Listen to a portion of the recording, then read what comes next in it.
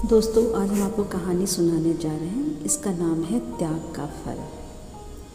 बहुत पहले की बात है। गांव में एक बूढ़ा और बुढ़िया रहते थे। उन्हें एक बेटा था। उन्होंने उसका नाम चतुर रखा था। वे बहुत गरीब थे। चतुर बहुत कम उम्र का था, तभी उसके माता पिता मर गए। छोटी उम्र में ही चतुर को नौकरी करनी पड़ी। गांव के कुछ दयालु लोगों ने चतुर की मदद करनी चाहिए, परंतु स्वाभिमानी चतुर को मंजूर नहीं था। उसने किसी का दया नहीं चाहिए। वह एक आदमी के यहाँ गया और उससे नौकरी के लिए बोला। उस आदमी ने उसे एक पैसा वार्षिक पर नौकरी पर रख लिया। चतुर को खुशी हुई कि वह अपने पांव पर खड़ा है। खाने कपड़े के साथ वर्ष में एक पैसे मजूरी की नौकरी पाकर उसने संतोष की सांस ली। चतुर खूब लगन से काम करने लगा। अपने मालिक को खुश करने की चेष्टा करता। समय बीतने लगा। 3 वर्ष बीत गए। उसे अपने गांव के साथी की याद आने लगी। अपना घर याद आने लगा। उसने अपने मालिक से अपनी मजूरी के 3 पैसे लिए और अपने गांव की ओर चल पड़ा। उसने कुछ महीनों की छुट्टी ले ली थी। रास्ते में से एक बूढ़ा मिला।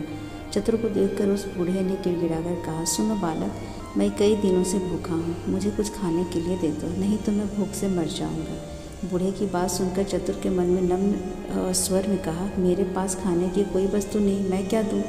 मेरे पास मेरी कमाई के 3 पैसे हैं, यही ले लो और कुछ खरीद कर खा लो। उसने अपनी जेब से 3 पैसे निकाल कर उसे दे दिए। चतुर ने जैसे ही आगे बढ़ना चाहा, वैसे ही उसने देखा कि उस बूढ़े के चेहरे पर बड़ी बड़ी मूछें निकल आई। यह देखकर चतुर के होश उड़ गए। वह पीपल की पत्ती की तरह थर थर काँपने लगा। उसे भयभीत देखकर उस आदमी ने कहा, डरती क्यों हो? आदमी को हिम्मत से काम लेना चाहिए।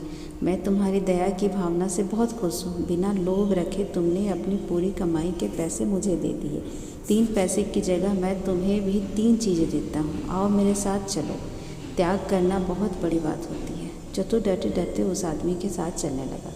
अपने घर ले आकर उस आदमी ने चतुर को एक सारंगी दी। बताया, इसे तुम जैसे ही बजाओगे लोग नाचने लगेंगे। एक तीर धनुष देकर कहा, तुम इस पर निशाना लगाओगे, वह खाली नहीं जाएगा और तीर लौटकर तुम्हारे पास आ जाएगा। तीसरी चीज़ थी सच्चाई।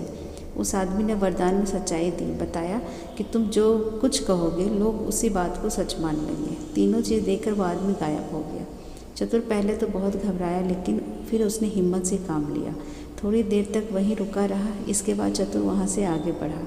वह गायब हुआ आदमी काफ़ी देर तक वापस नहीं लौटा। चतुर ने कुछ दूर जाने पर देखा कि एक व्यापारी पेड़ की छाया में विश्राम कर रहा है। उस पेड़ पर एक खूबसूरत सी चिड़िया बैठी थी। उसे देखकर व्यापारी का मन ललचा उठा। उसने कहा, ओह, कोई उस चिड़िया को मेरे लिए मार देता तो मैं उसे ढेर सारे रुपए देता। चतुर ने कहा, आप चिंता मत कीजिए, और उसने निशाना साधकर तीर से मारा। वह चिड़िया झाड़ी में गिर गई।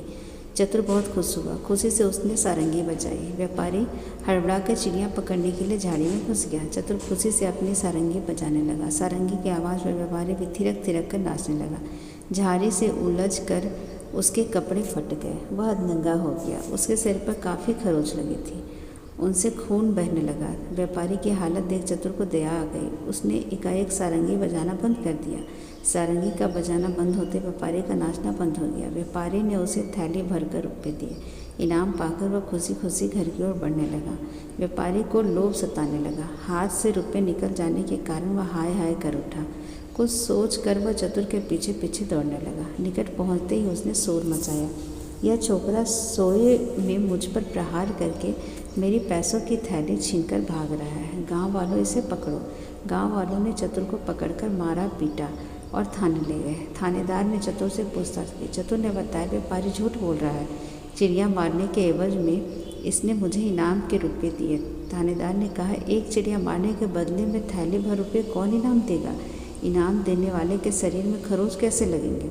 इसके कपड़े कैसे फटेंगे? चतुर जरूर चोरों के साथ का लड़का है। यह सोचकर उसने सिपाही से कहा, इसे हाजत में डाल दो।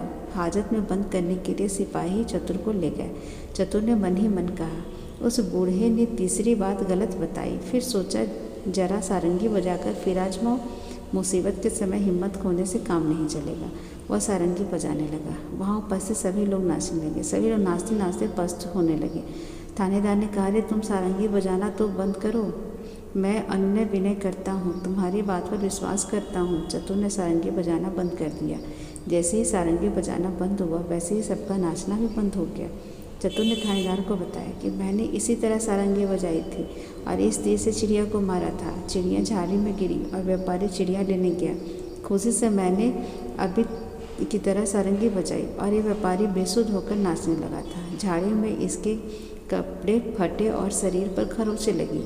मैंने सारंगी बजाना बंद किया तो इसने यह थैली दी। अगर विश्वास न हो तो मुझे उस झाड़ी के पास ले चलिए। आप लोग मैदान में नाचे थे इसलिए कपड़े नहीं फटे। चतुर की बातों से थानेदार प्रभावित हुआ। उसने व्यापारी को झाड़ी के पास चलने को कहा। थानेदार की बात सुनकर व्यापारी के होश उड़ गए। वो ठिठक गया और सारी बातें सच सच बता दी। चतुर की सच्चाई से खुश होकर थानेदार ने चतुर को एक थैली रुपये और अपनी ओर से इनाम दिए। व्यापारी को झूठी नालिश करने के जुर्म में जेल में बंद कर दिया गया।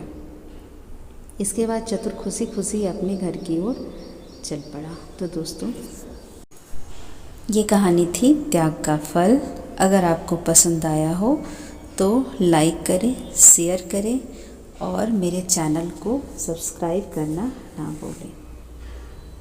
बहुत बहुत धन्यवाद दोस्तों आप सबका।